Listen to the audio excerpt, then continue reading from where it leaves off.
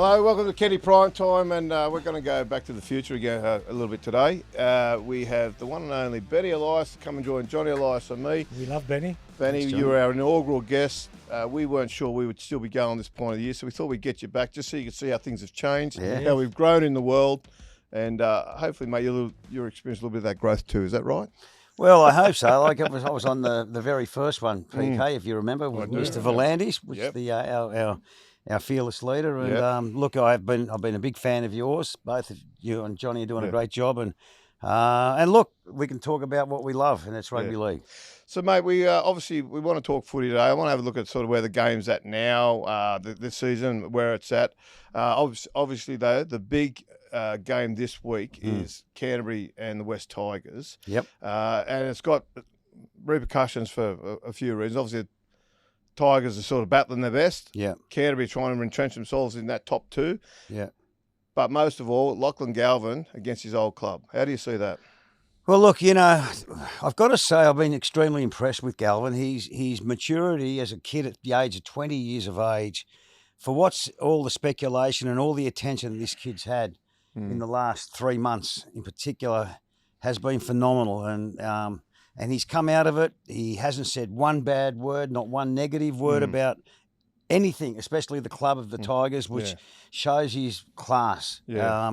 He's been a man, and he's been a man of real, I suppose, backbone. Yeah. He's believed in what he's done. I think a lot of credit which people haven't done, because they're very quick to bag the shit out of his manager, is in Isaac Moses. Yeah. And I was a big fan of Isaac's because I've known Isaac now basically most of my life, and almost all of his life, because I met him as a kid at the age of 3.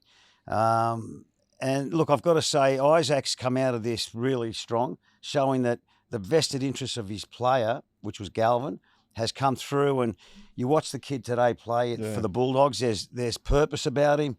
He's got definition. He knows exactly what he's got to do, and he's showing that in very early days now at the Bulldogs. He's a lot different player at the Bulldogs than he was at the Tigers. Just quickly just before we get back into the footy, you've known Isaac most of his life. Yep. And he's copped a lot of criticism over this. Okay. And look, to be fair, he's copped a lot of criticism in his life, game wide for some time. And this basically just, I suppose in many ways, just encapsulated what most people feel about him, what most people get angry with him about, and how he operates. Tell us a little bit about him, the Isaac that you know, and what you think he does for his clients. Yeah, good question.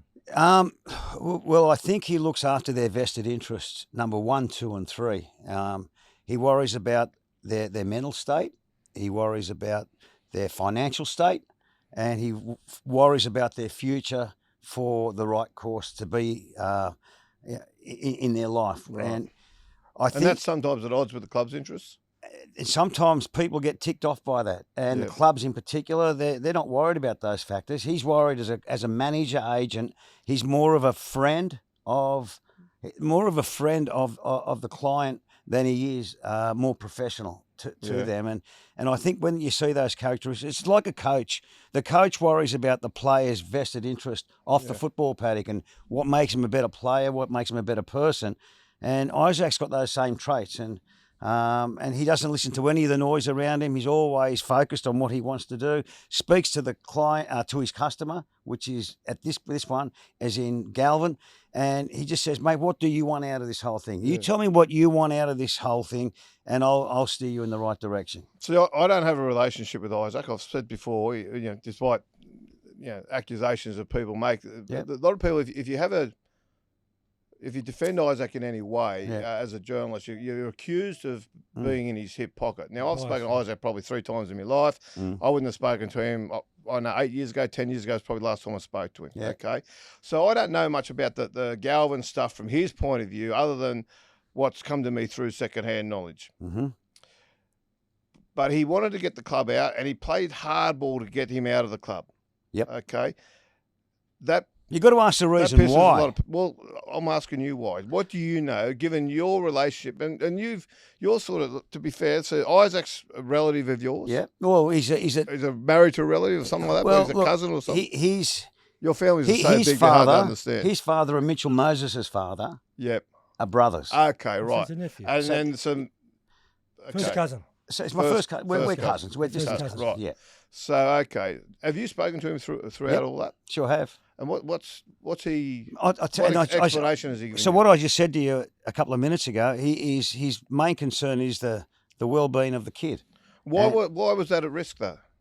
It's always at risk because you got so many people who are very quick to criticise what he's doing for the betterment of his own player, that's playing for a club that he's not happy at.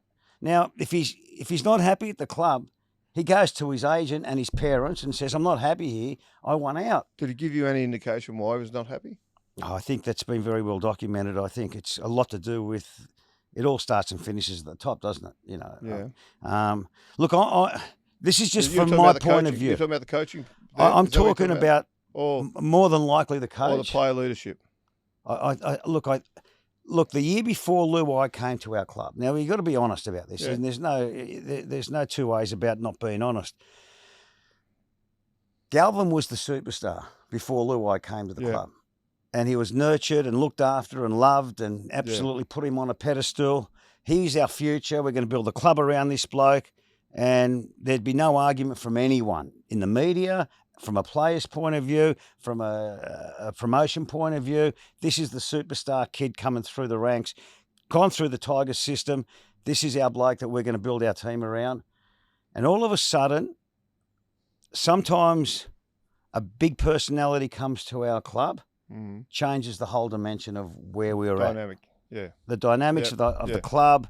I hate using the word culture, but it's the way that they go about business. The mood around the club, and it's certainly changed. And there's no two ways about that. That's not a hidden secret. That's public out there in the market. Now, unfortunately, there were some dramas that were created by the superstar coming, and all of a sudden, Galvin felt like he was second or third or fourth when he was up on this pedestal. He's a kid, let's not forget. Did he have an expectation to think he was number one at 19 years old? Was that a false expectation? So when your boss makes you the most focal point of the club, you expect nothing less. Who are you talking about the boss? Sorry, Benny. Who's the boss? Benji. Benji Marshall, of course, he's the coach. Okay. The coach made him number one. He was his number one, and he was, and it was no secret. Yeah. You know, this is before Luai comes to the club. This is the bloke. Galvin is our highest profile superstar kid to take us to the next level. Yeah. And Luai comes over, and unfortunately, I think he got whacked back in a couple of traits back behind. And some of us, I've heard, and correct me if I'm wrong here, if you've heard differently, I heard things like after training, they would do extras. Luai would like to do extras. Yep. But he would call Latu Fainu over to do extras with, not Lachlan Galvin. And Galvin was sitting there thinking, well, hang on, I'm the starting 5'8" he was at the time. I'm the starting 5'8". Fainu's in reserve grade. And the new number one playmaker at the club, Luai, is taking this kid over and working on him. And he felt like he was slowly... I think being sort of superseded is probably the word. And I think that might have started the... Maybe. Is that fair? Look, I'm only saying things today which I know and I believe in, and it's just my opinion. So, and I might be wrong in a few of these opinions, but it's just my opinion. You ask me for my opinion, I give it to you. I truly believe... I truly believe that Galvin was basically pushed out of our club. Yeah. Because... By the player, strength, or by the coach? No, the players. I think, mate, when you ask a player anywhere publicly, they're not going to say a negative thing about their peers, and I don't think the players had any issues about it. It all started and finished at the top. I mean, the kid goes to his parents and his manager. They're the two people that you look for guidance. He's 19 years of age at the time, and just a kid, and he goes to him and says, "Look, I don't want to be here anymore." Where was Benji's failing in that? Okay, so look, I think, and I can't speak on behalf of Benji because it's just what I perceive. What I perceive. I get that. Look, we're copping this as all your opinion. It's only opinion, It's only opinion. My opinion is I think that they handle it terribly. the coach is not the coach; he's a manager. And in English football, they call their coaches managers because the way they manage their players. Yeah. At our club, that management with Galvin in particular was, I think, very poorly managed and controlled, and we lost one hell of a player. Now, we've got great history there at the club over the years. Yeah. At the end of the day, it starts and finishes with the board because it's the board that allow the player to be let go 18 months off his contract. They obviously have to get their permission to give that release. So at the end of the day... But by the time, it's fair to say, by the time it's got to the board... Yeah, the damage has been done. It's too late. Yeah, but if you have a strong board, you can say, no, we've got a contract with this bloke and he's staying with us for 18 months, whether he likes it or not. Now, that's where you have strength and leadership. Now, I think our club failed that. They said they're going to keep out Galvin there. Well, 1 week they were keeping him there and they're going to play him in reserve grade and see out his contract. And 2 weeks later, they release him. Benny, I'm glad you brought up the board. I'll tell you why. And I've spoken to you about this off air many times. Yeah. You know grand finals are won in the boardroom. We all know that. It comes from the boardroom. Richardson, I don't know how well you know him. Same Shane with Richardson, you, Paul. yeah. You're Shane. He's come out after West Tigers have got 3 wooden spoons, has come out and publicly said to the print media, we have the best 1, 6, 7 and 9. We have the best spine in the competition. That's right, yeah. How can you do that? That's, Well, that's pressure in itself, correct? Then they let one go. Well, look, Johnny, you're right. He did say that, and look, and that's his opinion, and that's who he truly believes as the best, as the best, and he's got a responsibility to tell our supporters that they've got a lot to look forward to in 2025. They've got a spine that is the backbone of the club. He said the best in the competition. Well, he did say that's his call. They're his words, and he believed it. You can't deny that, Johnny. You can't deny that was what he thought. But then he let one go. He did let one go, unfortunately, and he couldn't see into the crystal ball and see all the dramas that were going to lay ahead. This was at the beginning of the season. He stated that, and you could argue he was almost right because we did. Buller was probably one of the informed fullbacks. You had Galvin and Luai in your halves, and you got Appy, who's almost an international, well, he's played international football, state of origin player. So you had every right in the world to sort of make that comment. And I truly believe it. And look, he's got to create a confidence for our supporters, for our team, and he has to back them, right or wrong, whether he thinks it or not. He's got to state and think that we are the almighty, we are the strong spine of the game. Maybe, it was a little bit exaggerated, but he's got to think positively like that. What do you think about that, Paul? Well, look, I wouldn't have said it myself. I don't think they had the best spine. I think there's a few other. They had a very good spine. Yeah. Okay, and with the potential of Galvin and Buller, could have been close to the best. Yeah, but but hang on, Paul. Melbourne by far. It's like Gus Gould. Yeah. Gus Gould states this Galvin is the hottest property he's seen as a kid. So are you going to criticise him in a year's time that he was wrong? No, but you're going to let him go after a couple of months? We don't know what's happened. As I said, we don't know what the crystal ball is. No. It's easy to say. He made that statement just like Richo made the statement of the greatest spine in the comp. Everything he wants? Excuse me? Is it fair to say that Richo, CEO of the club, is given what Benji wants at the moment? I think Benji wants this. Benji, you want to do this? We're going to support you with whatever decision you want. And I totally agree with that concept, Johnny. That you've got to agree to what the coach wants. The coach has got to get. I don't agree. Well, at the end of the day, they're responsible for a wooden spoon, a premiership, or making the top 4 and making. The problem with Tigers is. Go on. This is what I think Tigers is, right? To your point about you've got to give the coach what he wants. For too long, the Tigers have given the coach what they want. The Tigers, for 15 years, have been coaching for today. Every decision they make is good. Every decision Benji has made is for today. The fact he's re-signed Coruscant, let Talon de Silva go. The fact he let Lachlan Galvin go at 19, 20 years of age. You've got to find a way to keep them. Okay. Now, Luai, he's at the peak of his powers, but he's, 29, 30? No, he's a bit young. He's about 28, I think. 28? Okay. You've got Coruscant. You could already argue Coruscant has peaked as a player. Okay. If you ask me, do I think they've done the right thing with De Silva and Appy? I'd have to say no. But the problem is, I agree with you, Benny. The problem is, and the Tigers are stuck in this eternal mindset of coaches trying to save their jobs.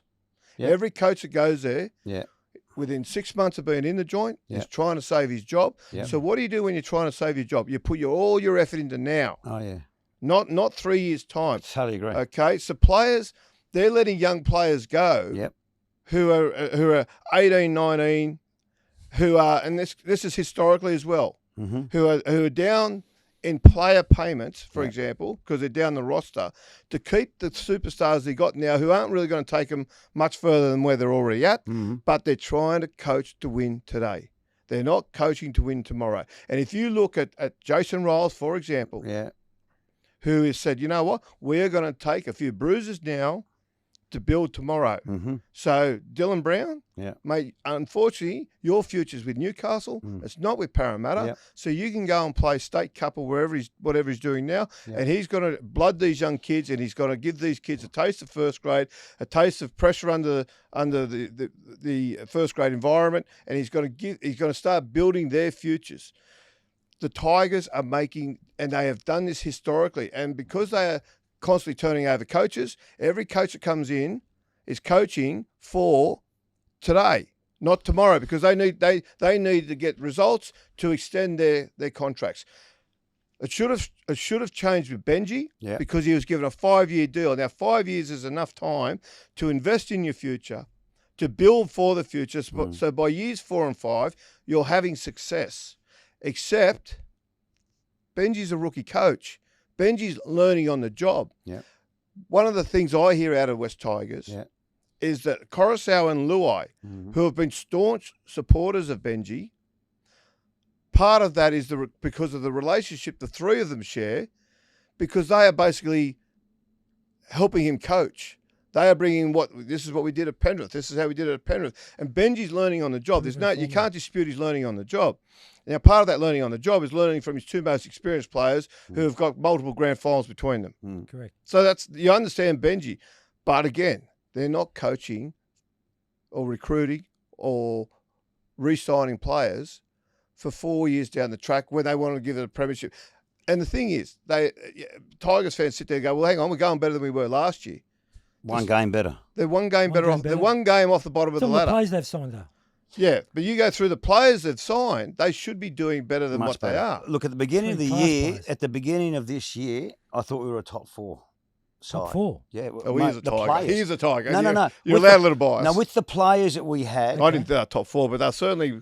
A lot of people thought they'd be pushing certainly top 8. Top 8. Yeah. So Benji Marshall was also the assistant coach to Tim Sheens. So don't just say he's been there for. But they don't talk anymore. So that's how that relationship ended. And you've got to ask, why wouldn't you do an inquiry? Why would the board not do an inquiry into what happened there? Yeah. Honestly, what happened there? This is where it comes back. Tell us. You don't want to tell us. Well, tell us what you know, Benny. No. For the sake of the John, West Tigers supporters. I respect a lot of people. Or what you've heard, not what you know. What you've heard. I only say things that I know. I won't speculate at all. Well, the West Tigers supporters. But I'm just saying, just go back a bit before Tim Sheens loved Benji Marshall. I mean, he coached him for our only premiership in 2005. So the relationship was terrific there. Benji and Robbie Farah came on. They were around the coach, Tim Sheens. And all of a sudden there was an absolute disaster there. Yeah, tell us. Which, unfortunately, I don't know the details. This is when they were still playing? This was when Sheensy was coaching and Benji was the assistant with Robbie. They were both. Well, Sheensy didn't turn up to the reunion the other day. That's right. Because Benji was there. Correct. Was it just because of Benji? Yeah. Oh, but basically, I always got the shits with the club as well because of the way it all ended. But before it ended, the way it did, his relationship with Benji was basically finished. So I don't know. So Tim Sheens, his last year, he got the wooden spoon there. That he was there at the Tigers. Yeah. So his assistant coach was Benji Marshall. Who was doing most of the coaching. So he was actually, and Sheensy actually. I spoke to Sheensy. Sheensy walked away much earlier in the season. Sheensy calls it. Handed the keys over to Benji. I handed him the whistle, which was basically, I take you over. That's you're steering the boat, and he gave that to Benji early, And Robbie. and we were wooden spooners that year, and Sheensy started to really get a little bit flustered and disappointed with a lot of things that were happening, and there was a fallout. And I don't want to go into that detail because that's personal, and unfortunately, one of the greatest coaches of all times.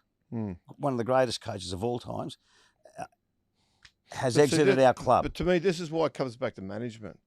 See, the management, and I'm talking the board here, and I'm talking the CEO, they should be above this. They should be looking down on this. They should be able to spot the larger pattern, which is that every coach is coming in and coaching to win today rather than tomorrow. Yeah. Okay. And they should be able to say that. And they tried to do that. They tried to do that with the succession plan of Benji taking over Sheensy, which was nuts from the beginning. Yeah. Okay. They tried to do that. It was nuts because rookie coaches, Tigers, they tried Junior as a rookie coach, didn't work. Tried Terry Lamb as a rookie coach, didn't work. They went through a quick succession. Mick Potter, Jason Taylor. Potter. They turned over all these coaches. Yeah. Now, every one of those coaches is coming in, and first thing he's trying to do is to secure his place at the club. So the way you do that, win today, make selections for today, make recruitments for today. That's what they're doing now. So PK, but with Benji had 5 years, but he had no experience of building the club over 5 years. Yep, which was nuts. So then you go back to the board. The board make all the decisions. Yeah, right. The CEO can't make a decision, a significant decision, without the board's support. Yeah, true. Well, so have a look at the DNA of our board with regards to their intellect with rugby league players, NRL players, whether it be a junior rugby league player, whether it be senior, or can you name the board? I can't name the whole board right now. I could almost name that whole board. But okay, without going through names.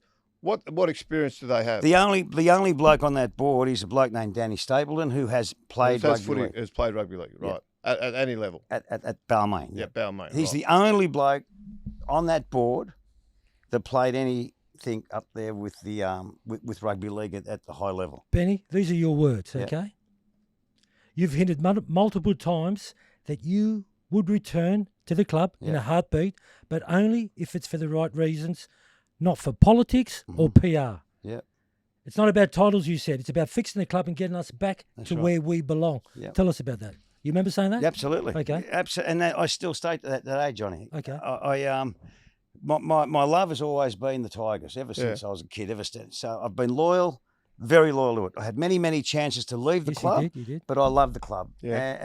And still to today, I'm totally committed to that club. Mm. And sometimes you say negative things about players or that does give a lot of fans because the board you try to help.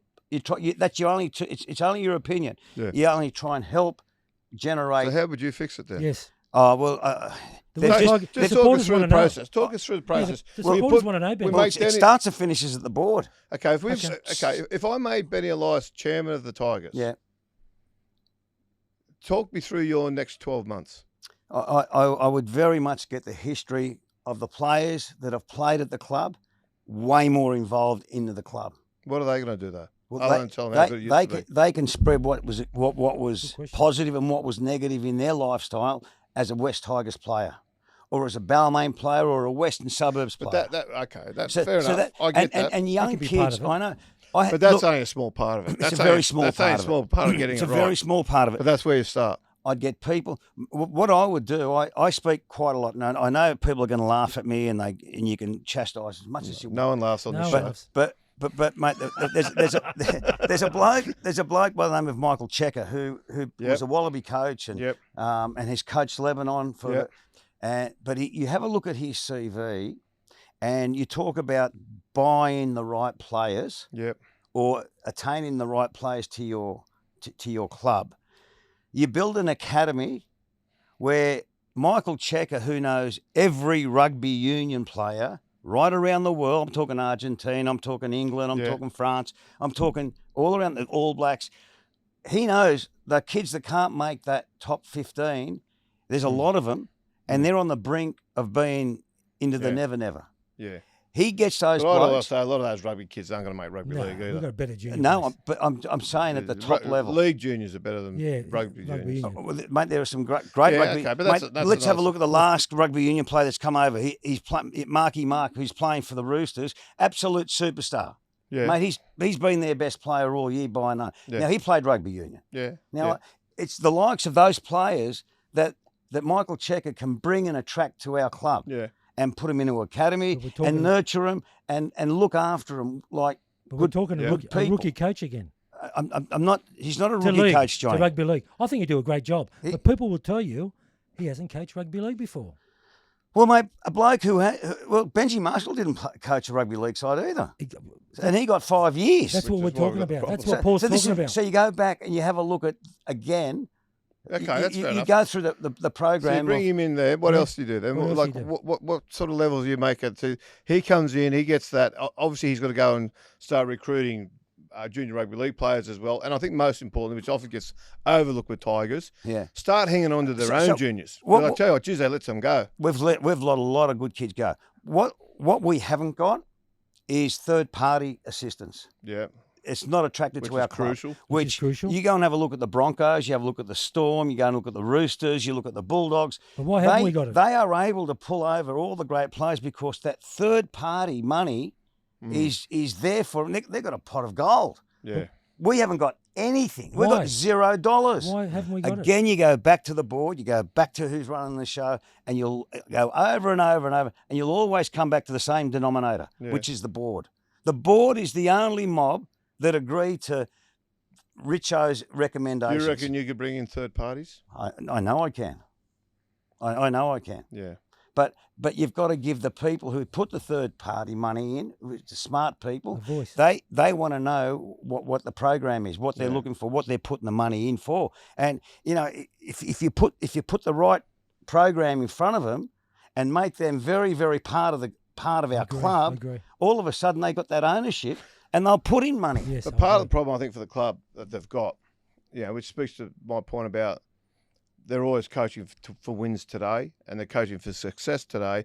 At the loss of building a club for the future.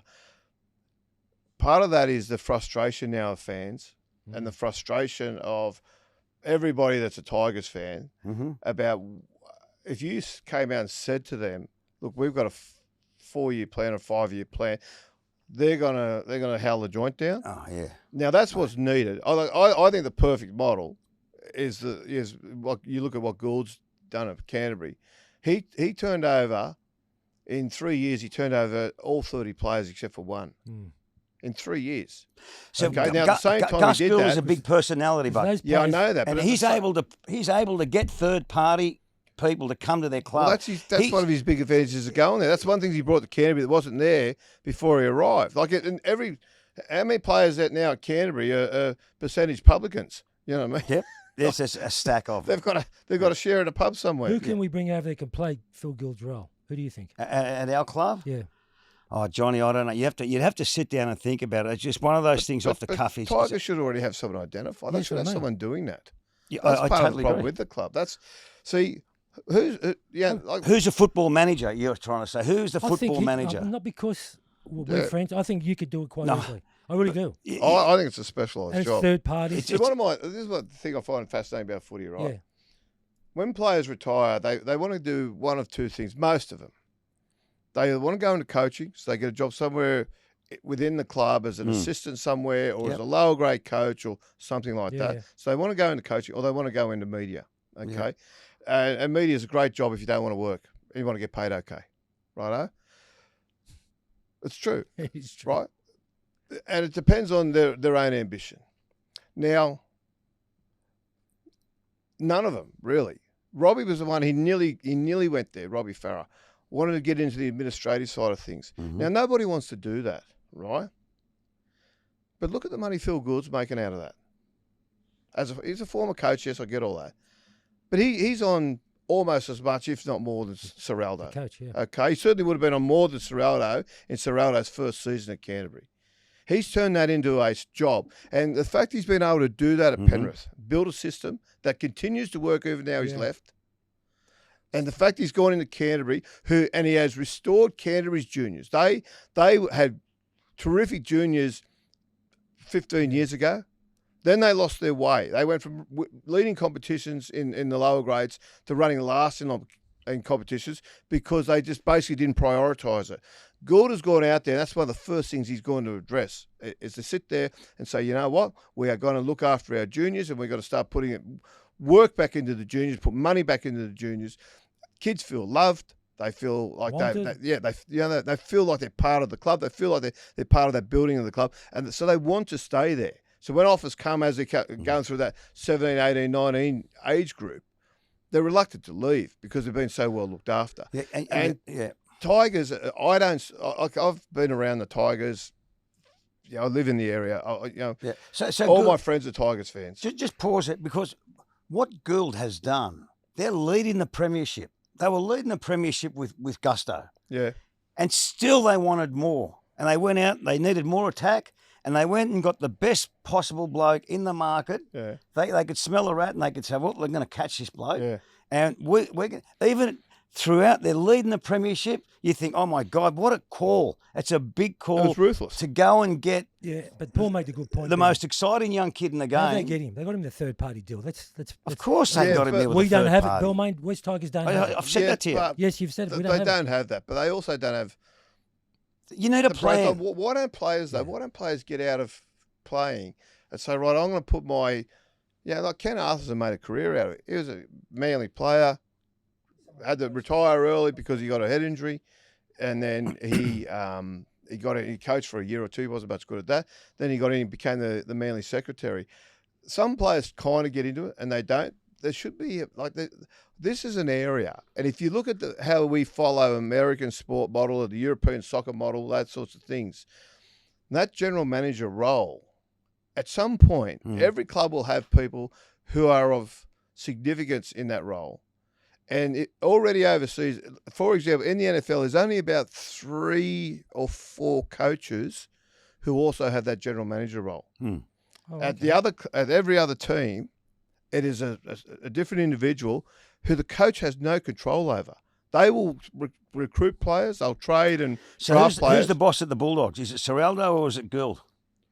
Well, they work together. I tell you the way it should work, Benny. Cameron Serraldo coaches to win this weekend. Yeah. Phil Gould coaches to win for the next 4 years, 5 years. That's right. Right. So Phil Gould should be making plans. And as far as the roster goes, and every now and then that means he's going to have a tough conversation with Serraldo. Mate, you're not going to be able to keep him because we need to keep this kid. And Serraldo, under the way the model should work, Serraldo has to cop that. He can pitch his argument, and if he convinces Gould for 1 year or 2 more years, whatever, yes, he wins that argument. But ultimately, for the long-term future of the club, you've got to have somebody who's not coaching for today.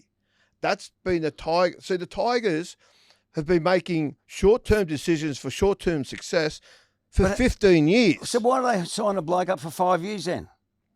It's the greatest farce of all time. What are you talking about? It's the coach. 5 years. Benji. 5 years they signed because him they're trying to get him to do both jobs. They want to do a 5-year plan. He's buying a job for 5 years. Yeah, they're believing in that old-fashioned model. Okay, of the coach does all the recruitment and does all that. And the thing is, the danger for Benji for me is that everything Benji wants as far as recruitment and his roster, he gets. Now that makes you very easy to sack without results. Because you've got if Benji does not get the Tigers to the top 8 next year, okay, that's going to be what that'll essentially be his 4th season. But they'll argue a little bit. Galvin disrupted this year, but if he doesn't get there next year, and they've let Galvin go, they've let Talon De Silva go because Benji wanted to keep Api Coruscant. They've extended Api Coruscant. He's already sort of playing. He's already gone from playing 80 minutes every time he ran out in the field to playing reduced stints because the rest of him. So I say this. This is where I find the glitch in the system. Is if Benji wants to get Coruscant, he has to get the permission of the board. Now the board they can't argue Benji Marshall. Benji Marshall knock him for dead with his intel with footy of regards of football. They just give him so how can they argue with Benji about? They need someone at that level to challenge Benji and say, "Hang on, mate. Yeah. If we're building a future here, you're talking about I want this young kid here, De Silva. The other blokes, his best years, I've got to say, unfortunately, are behind him. So let's build on youth if you want the next 2 or 3 years. But no one can argue that case with Benji Marshall. Yeah. Not even the CEO, because Benji's got the most experience intel with regards to NRL players. Benny has. So that's where our problem starts. That's I agree. my fear too, Paul. Richard's given him everything he wants. Absolutely. And he might be using that to say, listen, we've given you everything you want. And you still haven't made the 8. Yeah, see you later. So again, do they sign off a 5 year, another 3 years right off again? Which I don't necessarily blame it's very Benji. expensive. It's the start and the whole new process. So I love Royals at Parramatta. The future is now, not in 3 years. We're not building and the way he got rid of Brown was that's what you call a leader. Yeah. He makes the big decision and he stands by it, and that's the way it's got to be. And you can justify it. And that's the way it's got to be. Good, bad, or indifferent. I'm making the call because I'm the boss. And I'm going to show that if you want to stuff around and you want to play games like that, coming or going from the club, you're going to go. Yeah. And you know that the boss is in town. So I think this also goes back to this problem we have in rugby league. Like rugby league for years, the board were all ex-players or ex-officials, like who started out as groundskeepers and worked their way through and got on the board because they'd been around the club for 30 years, okay? Yep. So what we did, and we had all these boards full of just blokes that were just basically get their ticket clipped. Free lunch. And then what happened is rugby league went through this confidence crisis 20 years ago the commission, or 15 years ago when the commission era began. And we all thought, you know what, AFL's playing us off a break here because a lot of because of the different, I suppose, social status of the games, a lot of their ex-players are also very college educated, have business degrees, are successful businessmen, all the rest of it. And so they were getting old players back on the board. Now, rugby league's a blue-collar game. The different dynamic up here is obviously all the college guys are all rugby union guys. League were tradesmen and all the rest of it, labourers. So rugby league had all these ex-players who were on the board, and they couldn't really bring a lot of nous about how to grow the club and how to make the club more profitable and that sort of stuff, because they didn't really know that. Like Chalky was Johnny Chalk, who was a chairman of the Tigers for a long time, was a plumber. Yep. Okay, and respectfully, but he wasn't. He didn't know big business. But he respected and knew. I know that. But he knew footy. But we went through. But he did. He knew footy. Now, so we went through this crisis of confidence, and we said, we need more business people. So, and unfortunately, the game did it itself when they brought in Dave Smith as the CEO. Now, I thought he could have turned out okay, Dave. I don't think he was given a proper chance. But he came in with no knowledge of the game, tried to run a game he had no idea about. And, but I love my rugby. Well, mate, straight away you've made him blue. Okay.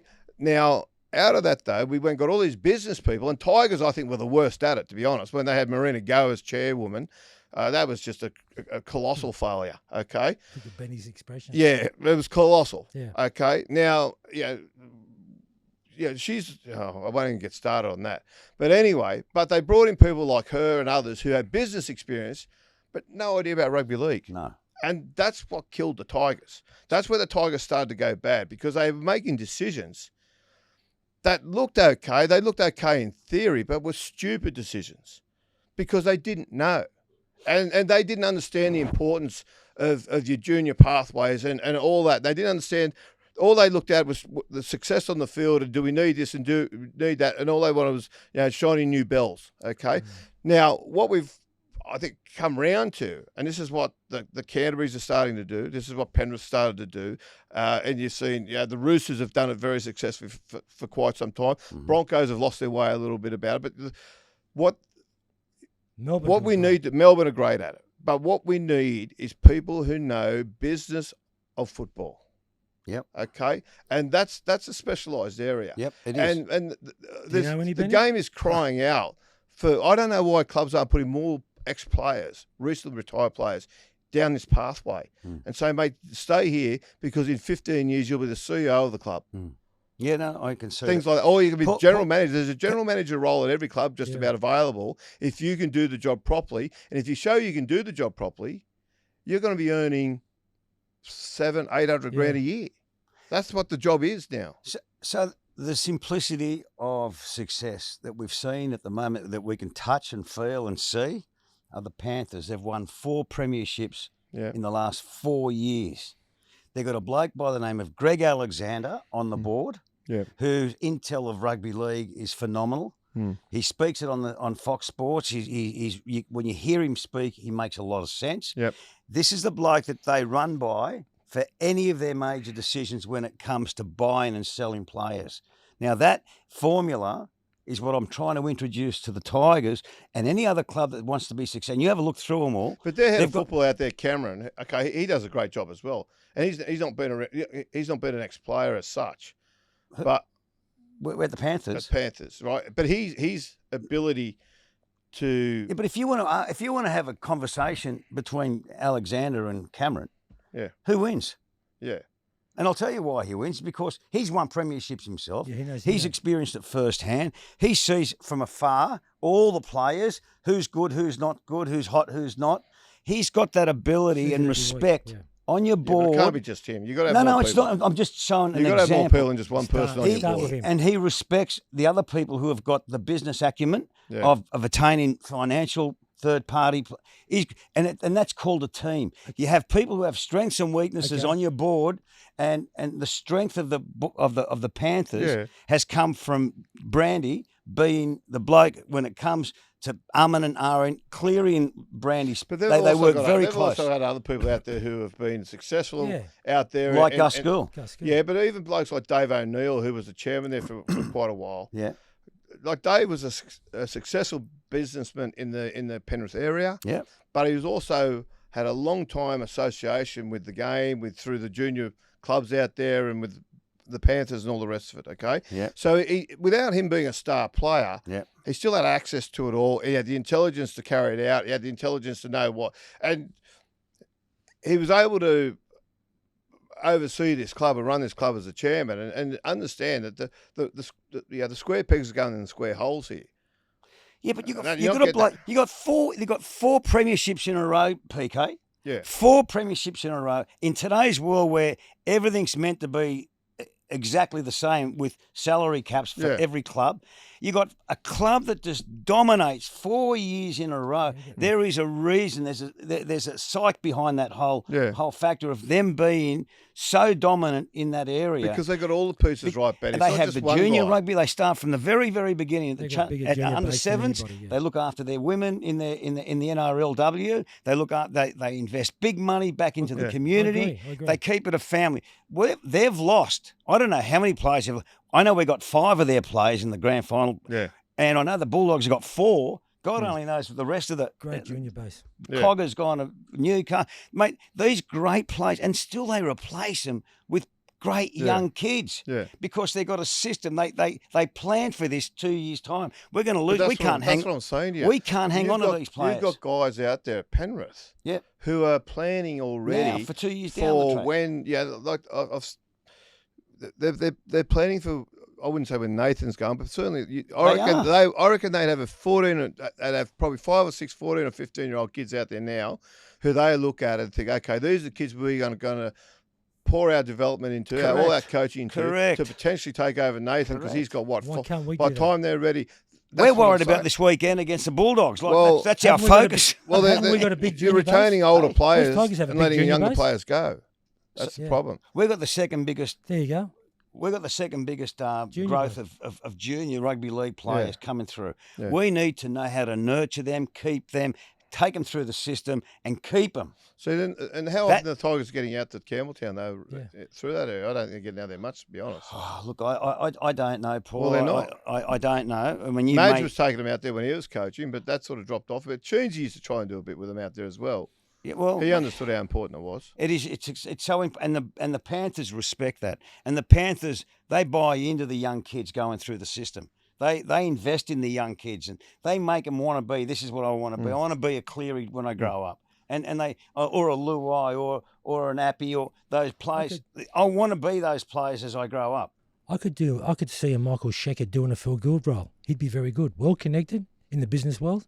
Oh, mate, Michael Cheika, not as a head coach. I'm a big fan of Michael. I'm here to try and be positive about our club because I love the club. You've done that. We opened up early in saying my first love and my last love will be the Tigers all my life. Yeah. No question. Probably the most loyal I've ever been to anyone or anything is the Balmain Tigers and West Tigers. And it is for the betterment of our club that we try and get it right. And sometimes there are things that you don't want to hear and put people's noses out of joint, which obviously and there's got to be some big decisions. I see Jason Riles. We're on the same competition points as the Parramatta Reels at the moment. And everyone's going, oh, Riles has come there and he got rid of Brown and all of a sudden he's waved this one and they're going to be a lot better side. Well, mate, the proof's in the pudding. He's made some big calls and yes, they're on the track. I believe that they look like the side that's going to make a big difference. Let me ask you a question. What comes first? Tigers make the 8? Yep. Or Benji gets sacked? Oh, that's a very good question.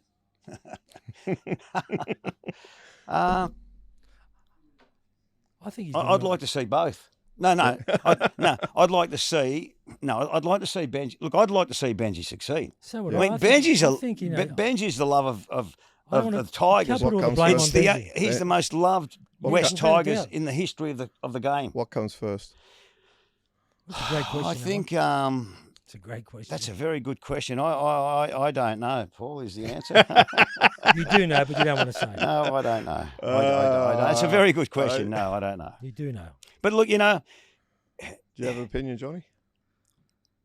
Look, I don't want to put the blame totally on Benji Marshall, but I do have an opinion. Well, he's head coach. Yeah, he's got to. What comes that's first, the role. What comes first? Can I answer this so question earlier? Can I be a little bit bounce the 12 ball months a bit? The question might be answered, John. Yes, well, that's true too. We bounce the ball a little bit. We go back to the game of rugby league when we first started talking about this podcast. I know we invest a lot in Vegas, and I can see that the NRL have invested a lot of money there. But just recently, an ex-English captain, Gary Schofield, came out, and I spent a bit of time with him. Yeah. And I asked him about how the game of rugby league is over in England, and he told me it's absolutely going. We had him on our show. Yeah. And I don't know whether the rugby league want to know. They should invest in the English rugby league and the French rugby league. If they want to keep international football, just expand. They're just announced they're going to expand it 2 more clubs. It's just got to make it more expensive to buy. Did you know there's 10 imports now? What we need to do per club to raise the interest over in England. What's that got to do with anything we've been talking about, Benny? No, I said I'm bouncing the ball. Okay, we're going from one thing. I said I want to bounce back into the ball. You were playing. Talk about footy, yeah. And I just think that there's an enormous opportunity in England, in rugby league in England and France and in Europe, where we're losing that international substance about it. You're not interested in the kangaroo tours that used to be? Mate, once upon a time. Well, it won't happen again. So there's no point if I am. It doesn't matter if I am or not. Point is, mate. Well, what we're saying, I don't see difference. why we have this compulsion to expand the game and make it this big international game. You look at the NFL. It's just played in America. Yeah. That's the reason. That's the only reason. We'll make it money with Valandis. I'd be much happier if the NRL said, you know what, we're going to put all our guns into killing off AFL once and for all, rather than expanding the game overseas. I would much rather see that. To be fair, ain't going to happen, mate. It ain't going to happen. But I would rather see that. I'd rather the civil war than the international war. To be honest. Well, I reckon if they want the game to differentiate from AFL, is the differentiation is that we're international and they're not. They only play in Australia. No, but Benny, the rugby league's got a $2 billion deal. The AFL's got a $2 billion deal. if one of those sports, and trust me, AFL are trying to kill off rugby league.